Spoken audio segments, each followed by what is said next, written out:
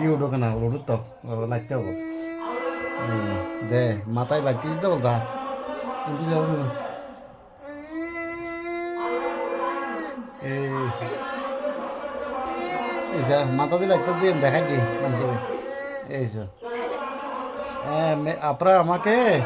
মাথার ভিতরে লাথি মারতেছে তোমরা দেখো হ্যাঁ এটা বলো হুজুর একটু একটু ছবি দেখাই হুজুরের একটু ছবি দেখাই হুজুরের আমাকে যে লাথি মারতেছে